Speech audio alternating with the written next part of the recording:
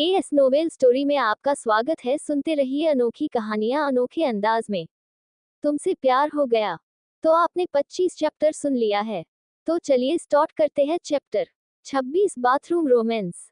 मानसी ने खुद को संभालने की कोशिश की थी, लेकिन फिर भी वह बाथटब में भी गिर गई। प्रणव को तो मानसी को बाथटब में देखकर धक्का ही लग गया। प्रणव ने मानसी से कहा, तुम क्या करना चाहती हो? तुम मुझे अकेले देखकर मेरा फायदा उठाना चाहती हो, जो तुम आकर मेरे बाथटब में गिरी। मानसी ने कहा, आप गलत समझ रहे हो, मैं ऐसा कुछ नहीं कर रही थी, वह मेरा पैर फिसल गया और मैं बाथटब में आकर गिर गई। प्रणव ने कहा, मैं तुम जैसी लड़कियों को अच्छे से जानता हूँ, जो अकेले मर्द को देखा नहीं तो शुरू हो जाती है। प्रणव के इन बातों से मानसी के दिल पर चोट पहुंची थी, पर वह खुद को संभाल रही थी और उसने कहा, सर आप मुझे सच में गलत समझ रहे हैं, मेरा ऐसा कोई इंटेंशन नहीं था। प्रणव ने कहा, अगर तुम्हारा ऐसा कोई इंटेंशन नहीं था तो तुम अब तक मेरे बाथटब में क्या कर रही हो? मानसी को रियलाइज हुआ कि वह अभी तक बाथटब में है और प्रणव के ऊपर लेटे हुए हो उसे आर्गुमेंट कर रही है। मानसी जल्दबाजी में बाथटब से उठने लगी, लेकिन फिर से उसका पैर फिसल गया और वह प्रणव के ऊपर गिर गई और इस बार उसके लिप्स प्रणव के लिप्स पर थे और प्रणव के हाथ मानसी के चेस्ट पर थे। मानसी को जब एहसास हुआ कि उससे बहुत बड़ी गलती हुई है, वह जल्दी से बाथटब से उठी और बाहर जाकर खड़ी हो गई। प्रणव अभी भी शॉक में था, उसे इस शॉक से बाहर निकलने में 5 मिनट लगे।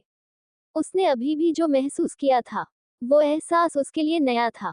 प्रणव ने एक बार अपने हाथों को देखा और उंगली से होठों को छुआ। होठों को छूते ही उसके चेहरे पर एक मुस्कान आ गई। मुस्कान बस कुछ सेकंड के लिए थी, वो फिर से अपने रूढ़ अवतार में आ गया। प्रणव ने मानसी से कहा, तुम खुद को ऐसी वैसी लड़की नहीं समझती, फिर जो अब भी तुमने किया वह सब क्या था? मैं इन सबको क्या समझूं? उद्धरण चिन्ह। मानसी ने कहा, सच में मैंने सब जानबूझकर नहीं किया, मेरा पैर फिसल गया था, प्लीज आप मेरा यकीन कीजिए। प्रणव ने कहा, मैं कैसे तुम्हारे बात पर यकीन करूं, तुम्हारे इसका क्या सबूत है? मानसी ने कुछ नहीं कहा और चुपचाप वहीं खड़ी रही। जो फिसल गई, इस बात का सबूत वो कहां से लाती, इसलिए उसे चुप बैठना ही बेहतर लगा। प्रणव ने अच्छे से नहा लिया। नहाने के बाद उसने मानसी से कहा, मुझे उठने में हेल्प करो। मानसी प्रणव के पास गई और उसे उठाने लगी। प्रणव की बॉडी पर कुछ भी कपड़े नहीं थे। प्रणव को उठाने से पहले प्रणव ने मानसी से कहा, अपनी आंखें बंद कर लो, मैं नहीं चाहता कि तुम मुझे बिना कपड़ों के देख लो, वैसे भी तुम्हें तो शर्म ही नहीं। प्रणव आज बात बात पर मानसी को इंसल्ट कर रहा था। मानसी ने अपनी आंखें बंद कर ली और प्रणव को सहारा दिया और उसे खड़ा किया। प्रणव ने अपना पूरा भार मानसी पर नहीं दिया था। अगर वो पूरा भार मानसी के ऊपर देता तो मानसी उसका भार संभाल नहीं पाती। मानसी ने जैसे तैसे करके प्रणव को बाथटब से बाहर निकलने में हेल्प की और उसे जैसे तैसे करके सहारा देकर उसके पैरों पर खड़ा किया। पर मानसी के बाथटब में गिरने की वजह से फ्लो पर बहुत सारा पानी हो गया था और वहां फिसलन हो गई थी। मानसी ने जैसे प्रणव को उसके पैरों पर खड़ा किया, प्रणव के पैर फिसल गए और वह मानसी के ऊपर गिर गया। मानसी भी प्रणव का भार संभल नहीं पाए और वह फ्लो पर गिर गई। प्रणव मानसी के ऊपर गिरा था। प्रणव की बॉडी पर कुछ भी कपड़े नहीं थे। मानसी जैसे नीचे गिरी, उसने अपनी आंखें खोल दी। उसकी आंखों के सामने प्रणव का चेहरा था। मानसी प्रणव को अपने ऊपर से हटाने की कोशिश कर रही थी, पर प्रणव का इतना भारी शरीर को हिला भी नहीं पा रही थी। मानसी ने प्रणव से कहा, थोड़ा मुंह होने की कोशिश कीजिए, मैं आपके नीचे पूरी तरह से दब गई हूँ, मुझे दर्द हो रहा है। प्रणव ने थोड़ी कोशिश की और कहा, मैं हिल नहीं पा रहा हूँ। मानसी ने कहा, मैं हेल्प के लिए किसी को आवाज देती हूँ। प्रणव ने गुस्से से मानसी से कहा, तुम क्या पागल हो गई हो? अगर किसी ने तुम्हें और मुझे इस हालत में देखा तो क्या सोचेगा? मैं नहीं चाहता कि कोई मेरे बारे में गलत समझे और मैंने कपड़े भी नहीं पहने और कोई मुझे ऐसे देखे। अब जो भी करना है वह तुम करोगी। मानसी ने कहा, ठीक है मैं कोशिश करती हूँ, पर आप मेरा साथ दीजिए। प्रणव ने कहा, मैं कोशिश करूंगा। मासी प्रणव को अपने ऊपर से हिलाने की कोशिश करने लगी। पहली बार और ज्यादा प्रणव को हिला नहीं पाई। उसने फिर से एक बार कोशिश की। इस बार उसने अपनी पूरी ताकत लगाई और प्रणव को जमीन पर धकेला। प्रणव की बॉडी अब जमीन पर थी। प्रणव के मुंह से चीख निकल पड़ी। मानसी जल्दी से उठी और प्रणव को देखने लगी। प्रणव को देखते ही उसने अपनी आंखें बंद कर ली। प्रणव ने कहा, ये तुमने मेरे साथ अच्छा नहीं किया, इसकी सजा तो तुम्हें जरूर मिलेगी। अब मुझे जल्दी से उठाओ, नहीं तो सजा बहुत कड़ी होगी। मानसी ने कहा, वह आपने कुछ भी नहीं पहना। प्रणव ने खुद को देखा और जल्दी से वहां पड़ा तौलिया उठा लिया और अपने पैरों पर डाल दिया और कहा, अब अपनी आंखें खोलो। मानसी ने अपनी आंखें खोली। उसने देखा उन्होंने खुद को तौलिया से ढक लिया है। उसने कहा, आप ही नहीं चाहते थे कि कोई आए, तो फिर मैं जो कर सकती थी वही मैंने किया। आप इस बात के लिए मुझे क्यों सजा देंगे? प्रणव ने कहा, अपनी बकवास बंद करो और मुझे उठाओ। मानसी ने प्रणव को देखा और आपने आंखें बंद कर ली और कहा, आपने कपड़े नहीं पहने, मैं कैसे आपको उठा लूं?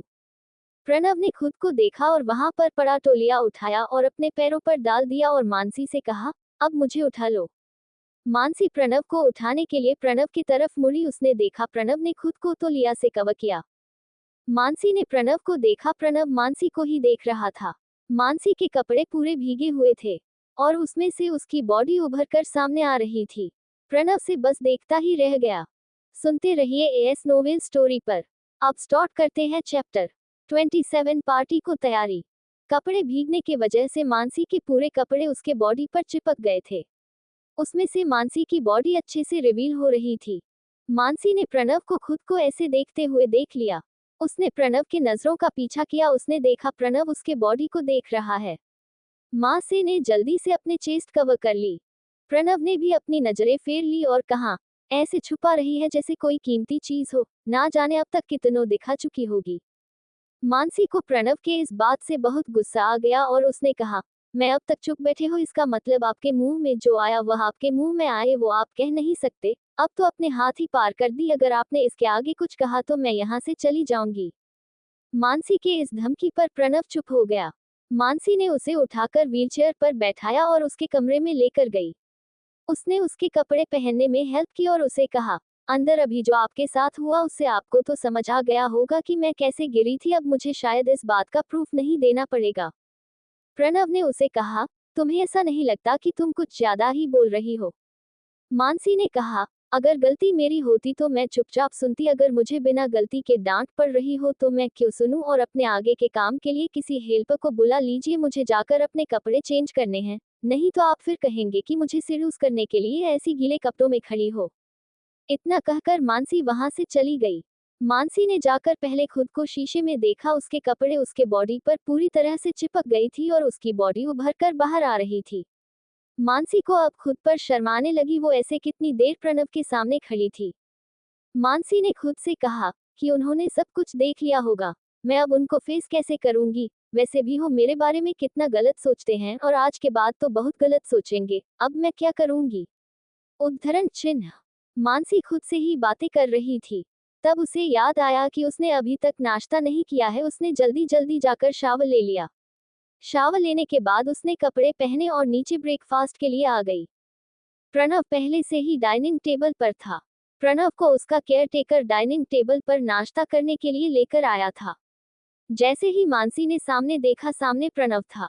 मानसी को बहुत अजीब लग रहा था। मानसी ने अपनी नजरें फेर ली और नाश्ता करने लगी।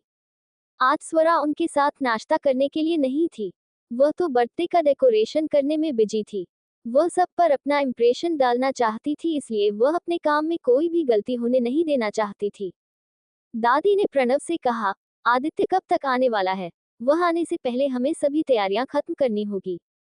प्रणव ने कहा, 7 बजे के आसपास आ जाएगा। जब आएगा मैं आप लोगों को बता दूंगा।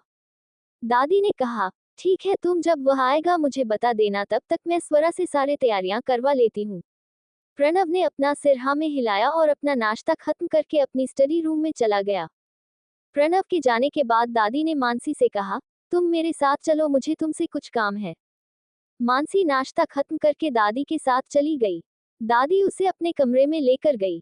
उन्होंने अलमारी खोली और अलमारी में से एक एक बैग निकालकर मानसी के हाथ में दी और कहा, इसमें तुम्हारे साइज के कपड़े हैं, आज शाम को ऐसे पहन लो। मानसी ने कहा, इन सब की कोई जरूरत नहीं थी, मेरे पास थे, मैं उनमें से कोई पहन लूंगी। सावित्री जी ने कहा, मुझे पता है तुम्हारे पास कितने कपड़े और कैसे है। आज शाम को जो पार्टी होगी उसमें बहुत बड़े बड़े लोग आएंगे, इसलिए तुम्हें यही ड्रेस पहनना होगा। मानसी ने कहा, आज शाम को क्या है? सावित्री जी ने कहा, आज आदित्य का बर्थडे है, आज के दिन वह हमें मिला था। मानसी ने कहा, लेकिन वह तो प्रणव जी के असिस्टेंट है ना। दादी जी ने कहा, वो उसे उसके भाई की तरह है, पर आदित्य को प्रणव के लिए काम करने में खुशी मिलती है, इसलिए वह उसका पर्सनल असिस्टेंट बन गया। मानसी ने कहा, मैं सब समझ गई, इसलिए आदित्य जी प्रणव जी को अकेला नहीं छोड़ते। सावित्री जी ने कहा, हाँ बिल्कुल सही समझा तुमने। आदित्य प्रणव से बहुत प्यार करता है और वह कभी उसे अकेला नहीं छोड़ना चाहता, उसी की वजह से मैं प्रणव के लिए बेफिक्र रहती हूँ। मानसी ने सावित्री जी से कहा, पार्टी शाम को कितने बजे है मुझे बता दीजिए, मैं तब तक रेडी हो जाऊंगी। सावित्री जी ने कहा, 7 बजे तक रेडी रहना, और प्रणव में कुछ इम्प्रूवमेंट हुई या नहीं मुझे बता दो, नहीं तो दूसरी ट्रीटमेंट शुरू कर दो। प्रणव का नाम सुनते ही मानसी के तन बदन में रोंगटे खड़े हो गए। मानसी ने कहा, मैं आपसे झूठ नहीं बोलूंगी, आपको कोई झूठा दिलासा नहीं दूंगी। उनकी तबीयत में अभी तक कोई भी बदलाव नहीं हुआ। मैंने पहली बार ऐसा पेशेंट देखा है जिस पर मेरी ट्रीटमेंट काम नहीं कर रही है, नहीं तो 8 दिन में इसका रिजल्ट मिल जाता है। दादी जी ने कहा, तुमने कॉन्ट्रैक्ट साइन किया है, उसके मुताबिक तुम्हें क्या करना होगा। मानसी ने कहा, मैं अच्छे से जानती हूँ, अगर मैं उन्हें ठीक नहीं कर पाई तो मुझे क्या करना होगा। दादी जी ने कहा, मैं तुम्हें बार बार याद नहीं दिलाऊंगी, मैं तो कहती हूँ कि तुम उसे ठीक कर दो। मानसी ने कहा, मैं अपनी पूरी कोशिश कर रही हूँ। मैं आज अपने सीनियर से भी बात करने वाली हूँ, देखती हूँ उनकी क्या राय है, नहीं तो मुझे ट्रीटमेंट बदलना होगा। दादी जी ने कहा, ठीक है, तुम उनसे बात करके देखो और जो भी होगा वो मुझे बाद में बता देना। मानसी ने हाँ मैं अपना सर हिलाया और अपना बैग लेकर वहां से चली गई। मानसी वो ड्रेस लेकर अपने कमरे में आ गई। उसने ड्रेस खोलकर देखा, डार्क ब्लू कलर का ऑफ शोल्डर गाउन था, उसके साथ उसके matching earring, necklace and sandal थी। देखने से वो सब काफी महंगा लग रहा था। मानसी ने इतने महंगे कपड़े कभी भी नहीं पहने थे।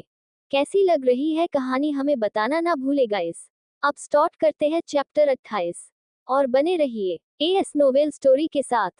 खूबसूरती। मानसी को ड्रेस और ज्वेलरी काफी पसंद आई थी।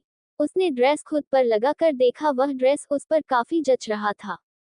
मानसी ने कहा, दादी जी की तो पसंद बहुत अच्छी है, पर मैं इतना महंगा ड्रेस अपने पास नहीं रख सकती, पार्टी खत्म होने के बाद मैं फिर से उन्हें ज्वेलरी और ड्रेस लौटा दूंगी। इतना कहकर उसने ड्रेस को फिर से बैग में रख दिया और मानसी अपना काम करने लगी। प्रणव या स्टडी रूम में बैठकर मानसी के ख्यालों में खोया हुआ था। उसका मन आज काम में नहीं था। वह आज उसने महसूस किया था उसके बारे में ही सोच रहा था। उसने मन में कहा, उसके लिए फोर चेस्ट कितने सॉफ्ट है, मक्खन कर रहा है कि फिर से एक बार उसे इन हाथों से छू लूं। प्रणव का ध्यान उसके असिस्टेंट के आवाज से टूटा।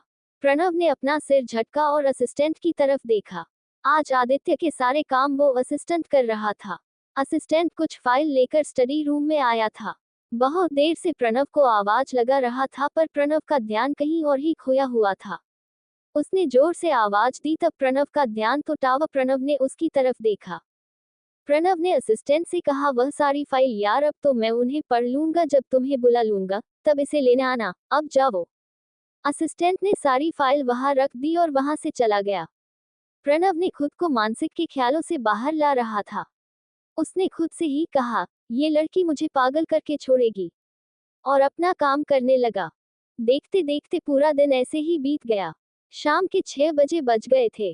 घर को एकदम अच्छे से डेकोरेट किया गया था।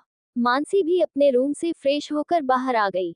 उसने देखा पूरी घर कितने अच्छे से डेकोरेट किया है, पर उसे वह कोई दिखाई नहीं दिया, वह बस कुछ नौकर अपना अपना काम कर रहे थे। मानसी ने एक नौकर से पूछा, यहाँ कोई दिखाई क्यों नहीं दे रहा? सब लोग कहाँ हैं? नौकर ने कहा, सब लोग अपने अपने कमरे में रेडी होने के लिए गए हैं, आप भी जाओ और जल्दी रेडी होकर आ जाओ। 7 बजे सबको पार्टी के लिए रेडी रहना है। दादी जी ने आपको सभी 7 बजे जाने के लिए कहा है। मानसी ने कहा, ठीक है, मैं जल्दी जाकर रेडी हो जाती हूँ। इतना कहकर मानसी वहां से चली गई। मानसी अपने कमरे में आ गई। अब 6:15 हुए थे। उसके पास अभी भी पौना घंटा बाकी था। उसने जल्दी से वह बैग लिया और जाकर अपना ड्रेस चेंज करके आ गई। उसने ड्रेस देखा और ड्रेसेस पर बहुत अच्छा लग रहा था। मानसी आईने के सामने आ गई। उसने खुद को शीशे में देखा और अपने चेहरे पर थोड़ा सा मेकअप लगाने लगी। उसने थोड़ा ही मेकअप किया था। उसके बाद उसने अपने बाल एक जुड़े में बांध लिए। उसने उस ड्रेस पर मैचिंग ज्वेलरी पहन ली। पूरे रेडी होने के बाद उसने हर तरफ से खुद को शीशे में देखो। ओह, एक परी की जैसी लग रही थी।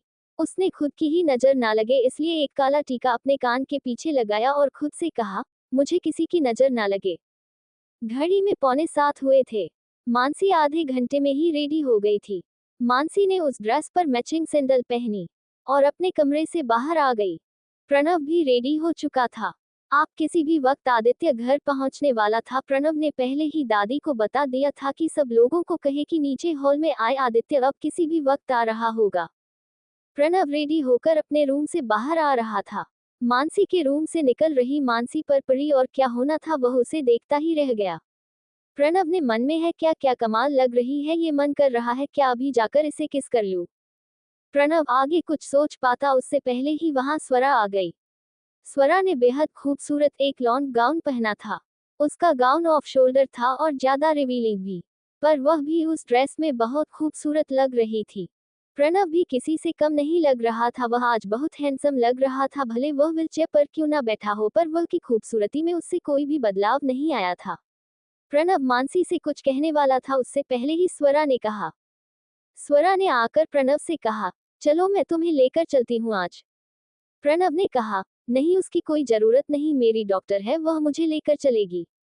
मानसी कुछ कह पाती उससे पहले स्वरा ने कहा, डॉक्टर आपको कोई एतराज नहीं हो तो क्या मैं इसे अपने साथ लेकर जा सकती हूँ। मानसी ने कहा, भला मुझे क्या एतराज होगा, यह आपके दोस्त हैं, आप बेशक इन्हें अपने साथ लेकर जा सकती हैं, मैं आपसे कुछ नहीं कहूंगी। प्रणव गुस्से से मानसी को देख रहा था, पर मासी में जरा भी उसकी तरफ नहीं देखा और नीचे चली गई। उसने नीचे जाकर देखा सब लोग आ गए थे और सब लोग बहुत अच्छे अच्छे कपड़ों में थे, सब बहुत खूबसूरत लग रहे थे। स्वरा भी प्रणव को लेकर उसके पीछे पीछे नीचे आ गई। सब लोग प्रणव का इंतजार कर रहे थे। सब लोग प्रणव और स्वरा को ऐसे एक साथ आकर आते हुए देखा, कहने लगे, क्या जोड़ी लग रही है, मानो भगवान ने इन दोनों को एक दूसरे के लिए बनाया है, कैसे एक दूसरे के साथ खूबसूरत लग रहे हैं, इन्हें किसी की नजर ना लगे और ये दोनों एक साथ रहे। स्वरा ने उन लोगों की बातें सुन ली थी। स्वरा उन लोगों से बहुत खुश हो गई। मानसी ने भी उन लोगों की बातें सुनी थी, लेकिन उन्हें उन सब के बातों से कुछ फर्क नहीं पड़ा। उसने पहले सोच लिया था कि वह प्रणव से दूर रहेगी, लेकिन इस सब बातें सुनकर प्रणव को बहुत गुस्सा आ गया और प्रणव ने चिल्लाते हुए कहा, क्या हमें आप मेरे और स्वरा के बारे में बात करने के लिए आए हैं? मुझे लगता है हम जिस काम के लिए आए हमें वह काम करना चाहिए। अब मेरे और स्वरा के बारे में बोलना बंद करो, आपके बोलने से हम दोनों कभी एक साथ नहीं होंगे। प्रणव की गुस्से भरी आवाज सुनकर सब लोग चुप हो गए और दरवाजे की तरफ देखने लगे। अब बारी है चैप्टर 29 की और हमें बताना ना भूले कि आपको ये वीडियो कैसी लग रही है। वीडियो की लाइक करें, कमेंट करें, शेयर करें और चैनल को सब्सक्राइब जरूर करें ताकि आपको आगे कहानी पता चल सके। So start now. Chapter 29, birthday wish. Doorbell बजी, सब लोग दरवाजे की तरफ देखने लगे। सबको लगा आदित्य आ गया। जब दरवाजा खोला, सामने से महेश और उनके दो बेटे पार्थ और समर्थ थे। उनकी मां संध्या बाद में आने वाली थी। पास जल्दी से जाकर प्रणव से मिला और प्रणव से कहा, भैया आप कैसे हैं? बहुत दिनों से आपसे मिलने आने की कोशिश कर रहा हूं, पर काम के वजह से वक्त ही नहीं मिला। इतना कहकर उसने अपने बड़े भाई समर की तरफ देखा। समर ने उसे मना किया था प्रणव से मिलने से। प्रणव पार्थ के ऐसे समर को देखने से समझ गया बात क्या है। प्रणव ने कहा, कोई बात नहीं, तुम आज के दिन आ गए, ये मेरे लिए काफी है। पार्थ ने कहा, भाई आप ऐसे क्यों कर रहे हो? वह भी मेरा भाई है ना, मेरा भी फर्ज बनता है कि मैं उसकी खुशी में शामिल हूँ। प्रणव ने कहा, अब इतना इमोशनल होने की कोई जरूरत नहीं है, वह अभी आता ही होगा। पार्थ वही प्रणव के पीछे खड़ा हो गया और उसने स्वरा के हाथ से व्हीलचेयर अपने हाथों में ले ली। महेश जी और समर भी प्रणव से मिलने के लिए आगे आए। समर ने कहा, मुझे तुम्हारी तबीयत आप पहले से काफी बेहतर लग रही है। महेश जी ने झूठी फिक्र दिखाते हुए कहा, बेटा जल्दी ठीक हो जाओ, तुम्हारे बिना कंपनी में बहुत सुना सुना लग रहा है। प्रणव ने कहा, आप है ना कंपनी संभालने के लिए, वैसे भी अब तो मैं चल भी नहीं सकता, तो मैं कंपनी संभाल के क्या करूंगा।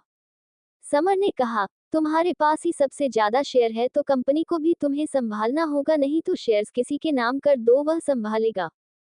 प्रणव ने कहा, इसके बारे में हम बाद में बात करेंगे, हम जिस कार्यक्रम की वजह से एक साथ एक छत के नीचे है उसके बारे में सोचें। महेश और समर को प्रणव के इस बात से गुस्सा आया, पर उन्होंने कुछ नहीं कहा और हाँ में अपनी गर्दन हिला दी। तभी डोर बेल बजने की आवाज आई। सबने दरवाजे की तरफ देखा। लाइट पहले से ही ऑफ कर दिए थे, जिससे बाहर के आने वाले को अंदर का कुछ भी दिखाई ना दे। जैसे ही दरवाजा खुला सामने आदित्य खड़ा था। अंदर अंधेरा होने की वजह से आदित्य को अंदर कोई भी दिखाई नहीं दे रहा था। जिस नौकर ने दरवाजा खोला था वह भी दरवाजे के पीछे छुप गया था। अजय थे वैसे ही अंदर आ गया और लाइट जलाने के लिए अपने हाथ बढ़ाने वाला था। तभी उसके कानों पर आवाज पड़ी, happy birthday to you, happy birthday to you, happy birthday dear Aditya, happy birthday to you. Aditya उस आवाज से यहाँ वहाँ देखने लगा। तभी हॉल की सभी लाइट्स ऑन हो गई। आदित्य ने देखा सभी फैमिली वाले उसके लिए बर्थडे सॉन्ग गा रहे हैं। वह बहुत खुश हो गया। उसकी आंखों से खुशी के मारे आंसू ही निकल पड़े। सबने आदित्य को बर्थडे विश किया। आदित्य सरप्राइज से बहुत खुश हो गया। उसने घर को अच्छे से देख लिया। पूरा घर उसकी पसंद के डेकोरेशन से सजा हुआ था। हॉल के एकदम बीच में उसका फेवरेट चॉकलेट लावा केक रखा हुआ था। आदित्य ने सबका धन्यवाद किया और प्रणव के पास चला गया और प्रणव से कहा, भाई आपने जो किया वह सब के लिए आपका धन्यवाद। मुझे पता है ये सब आपने ही करवाया है। प्रणव ने उसकी तरफ मुस्कुराते हुए देखा और कहा, तू जो मेरे लिए ये सब कर रहा है उसके सामने ये तो कुछ नहीं है। अभी भी तुम्हारे लिए बड़ा सरप्राइज बाकी है, वह तो मैं पार्टी के एंड में मिलेगा। प्रणव के इस बात से सभी चौंक गए। उन्हें भी नहीं पता था कि और भी सरप्राइज बाकी है। प्रणव के इस बात से आदित्य भी शॉक था। उसे जो सरप्राइज अभी मिला था वही उसके लिए काफी था। यही सरप्राइज इसके लिए बड़ा था। सोचने लगा इससे बड़ा सरप्राइज क्या हो सकता है। उद्धरण चिन्ह। सब लोगों ने आदित्य से कहा, आ गए हो तो जल्दी से कट कर लो, हम काफी देर से तुम्हारे इंतजार कर रहे हैं। अब जल्दी केक कट कर लो, हमें भूख लगी है। पार्टी में उनके सब फैमिली मेंबर थे और उनके अलावा उनके जो शेयर होल्डर और बिजनेस पार्टनर से उन्हें बुलाया गया था। सब बहुत बड़े बड़े लोग आए हुए थे। आदित्य ने कहा, मुझे भी पता है आप लोगों को भूख लगी होगी, चलो जाकर केक कट करते हैं। सब लोग हॉल के बीचों बीच जहां केक रखा था वहां इकट्ठे हो गए। प्रणव के काटने लगा। सब लोगों ने फिर से उसके लिए बर्थडे सॉन्ग गाया। आदित्य बहुत खुश दिखाई दे रहा था। केक काटने के बाद प्रणव ने सबसे कहा, आप सब जाकर डिनर कर लीजिए। सब लोग डिनर का आनंद लेने के लिए चले गए। डिनर में 51 तरह के पकवान बने हुए थे। सभी पकवान बहुत डिलीशियस और न्यूट्रिशन वाले थे। आदित्य प्रणव के व्हीलचेयर के पास आया और उसकी व्हीलचेयर को धकेलने लगा। पार्थ ने उसे कहा, आज का दिन तुम्हारा दिन है, तुम जाकर एंजॉय कर लो, आज के दिन ये काम मैं कर लूंगा। आदित्य ने कहा, नहीं मैं कर सकता हूँ। प्रणव ने कहा, तुम जाओ सबके साथ डिनर कर लो, मेरे पास पार्थ है, अगर किसी चीज की जरूरत होगी तो मैं तुम्हें बता दूंगा, तुम अब जाओ। प्रणव के कहने पर आदित्य वहां से चला गया और डाइनिंग एरिया में आ गया। सब लोग तैयार कर रहे थे और डिनर करते करते बातें भी कर रहे थे। जो भी बड़े लोग आए हुए थे वह सब आपस में ही बात कर रहे थे कि प्रणव आदित्य को ऐसा कौन सा बड़ा सरप्राइज देने वाला है। उनमें से एक इन्वेस्टर ने कहा, प्रणव ने कहा है तो शायद कोई बड़ी चीज होगी, कोई छोटी मोटी चीज नहीं देगा। बर्थडे सरप्राइजेस में इतना तो हम भी उसे अच्छे से जानते हैं। कहानी में आगे क्या हुआ जानने के लिए सुनते रहिए इस नोवेल स्टोरी पर। तो स्टार्ट करते हैं इस वीडियो के लास्ट चैप्टर को। चैप्टर 30। मानसी पर समर का दिल आ गया। सब लोग आपस में बातें कर रहे थे। आदित्य जहां उसकी दादी जहां थी उनके पास चला गया। दादी जी एक टेबल पर बैठकर खाना खा रही थी। आदित्य ने उन्हें ज्वाइन कर लिया। दादी ने आदित्य से कहा, बेटा तुम आ गए, हम बस तुम्हारे बारे में ही बात कर रहे थे। अब तुम 26 के हो चुके हो, इस साल तुम्हारी शादी कर देनी चाहिए, हम सब इसी के बारे में बात कर रहे थे। आदित्य ने कहा, अभी भाई की शादी बाकी है, भाई की शादी होने के बाद ही मैं शादी करने की सोच लूंगा। दादी जी ने कहा, तुम फिक्र मत करो, उसकी शादी हो जाने के बाद ही मैं तुम्हारी शादी करने वाली हूँ, उसकी शादी इस साल होगी।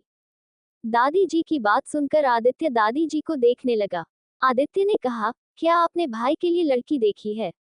दादी जी ने कहा, कुछ ऐसा ही समझो, जाकर अपने लिए भी लड़की ढूंढो, वैसे भी आज मैंने शहर की सभी खूबसूरत लड़कियों को यहाँ बुलाया है, जाओ जाकर देखो, तुम्हें उनमें से जो पसंद आएगी मैं तुम्हारी उसके साथ शादी करवा दूंगी।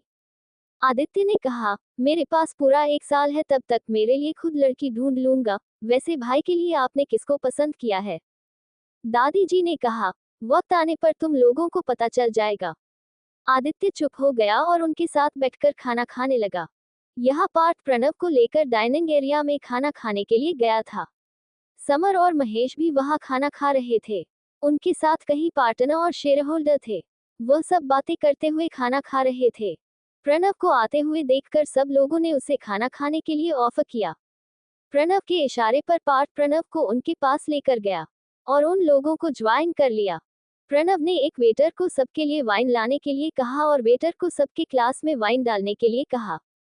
प्रणव ने अपने लिए जूस मंगवाया। प्रणव जूस पीते पीते समर को देख रहा था। समर वहां बैठा जरूर था पर उसका ध्यान कहीं और था। प्रणव ने देखा वह किस और देख रहा है। तब उसे सामने मानसी दिखाई दी। मानसी अकेले बैठकर खाना खा रही थी। प्रणव ने आसपास सभी लोगों पर नजर फ्राई, सब लोग उसे ही देख रहे थे। समर भी कब से उसे घूर रहा था। समर ने मानसी को ऐसे अकेले बैठे देखा। वो वहां से उठा और सब लोगों से कहा, मुझे थोड़ा काम है, आप लोग खाना एंजॉय करें। वो उठकर मानसी के पास चला गया। उसने जाकर मानसी से कहा, क्या मैं यहाँ बैठ सकता हूँ? मानसी ने कहा, मैं आपको नहीं जानती, मैं कैसे आपको यहाँ बैठे रह सकती हूँ। समर ने कहा, मैं प्रणव का भाई हूँ और मुझे उसके सेहत के बारे में जानना है, तुम उसकी डॉक्टर हो ना? मानसी ने कहा, हाँ मैं ही उनके डॉक्टर हूँ और आपको उनके बारे में क्या जानना है, प्लीज बैठ जाए, मैं बता दूंगी आपको। समर मानसी के सामने वाले चेयर पर बैठ गए और मानसी को देखने लगा। मानसी ने उसे कहा, आप मुझे ऐसे क्यों देख रहे हो? समर ने कहा, आप इस ड्रेस में बहुत खूबसूरत लग रही है, मन नहीं कर रहा कि आपसे आंखें चुरा लूं, आप तो पार्टी की जान लग रही हो। मानसी ने कहा, आप मेरी तारीफ करना छोड़ दो और आप जिस काम के लिए मेरे पास आए हो बताओ। समर ने कहा, तुम सच में बहुत अच्छी लग रही हो, मैं झूठ नहीं कह रहा। तुम्हें ऐसा क्यों लगता है कि मैं अपना काम निकालने के लिए तुम्हारी तारीफ कर रहा हूँ? मानसी ने कहा, हर कोई अपना काम निकालने के लिए ऐसा ही करता है। वैसे बताओ क्या काम था और आपको क्या पूछना था? समर ने कहा, मैं प्रणव के हेल्थ के बारे में जानना चाहता हूँ। मानसी ने कहा, जो भी अपडेट है वह तो आपके सामने है, मैं और आपको क्या बता सकती हूँ? समर ने कहा, क्या प्रणव कभी ठीक हो सकता है या ऐसे ही अपाहिज रहेगा? मानसी ने कहा, लेकिन आप ही मुझसे क्यों पूछ रहे हो, आपको तो पहले से ही पता होगा। समर ने कहा, मेरा जानना बहुत जरूरी है, सभी शेयर होल्डर और पार्टनर पूछ रहे हैं, प्रणव कभी ठीक हो पाएगा या नहीं? अगर वह कभी ठीक नहीं हो पाया तो इसमें कंपनी का बहुत बड़ा लॉस है। मानसी ने कहा, मैं अपनी ट्रीटमेंट जारी रख रही हूँ और मेरे ट्रीटमेंट से मुझे लगता है कि वह जल्दी रिकवर हो जाएंगे और अपने पैरों पर खड़े भी हो पाएंगे। समर ने कहा, क्या सच में तुम ऐसा कर सकती हो?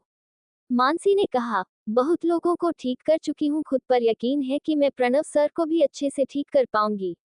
मानसी और समर की बातें चल रही थी, लेकिन प्रणव का ध्यान पूरी वक्त उन दोनों पर ही था। प्रणव को उन दिनों में क्या बातें चल रही है ये तो सुनाई नहीं दी, पर वो लीप के मूवमेंट से यह पता कर सकता था कि वह दोनों किस बारे में बात कर रहे हैं। बातें होने के बाद मानसी ने समर गोवा से जाने के लिए कहा। समय तो वहां से जाना नहीं चाहता था पर वह मानसी के साथ इतना रूड नहीं हो सकता था, इसलिए वहां से चुपचाप चला गया। आकर फिर से अपने टेबल पर बैठ गया। उसे आकर बैठे हुए देखकर उसके पापा ने उससे धीरे से कहा, लगता है तुम्हारा दिल उस लड़की पर आ गया है, इसलिए तुम उसके पास गए थे ना? समर ने कहा, हाँ पापा आपने सही कहा, मुझे वह लड़की पसंद आ गई है, पर वह लड़की इतनी जल्दी मानने वालों में से नहीं है। ओए, महेश जी ने उससे कहा, देखो अगर वह तुम्हें पसंद आए है तो तुम्हें जल्दी करनी चाहिए, इससे पहले कि उसे कोई और ले जाए। समर ने कहा, ठीक है मैं जाकर उससे बात करता हूँ। कहानी में आगे क्या हुआ जानने के लिए सुनते रहे। दोस्तों आज के लिए बस इतना ही, हम मिलेंगे अगली वीडियो में, बने रहिए एस नोवेल स्टोरी के साथ। अभी तक अपने चैनल को सब्सक्राइब नहीं किया है, प्लीज वीडियो को लाइक करें, कमेंट करें, शेयर करें और चैनल को सब्सक्राइब करें। धन्यवाद दोस्तों।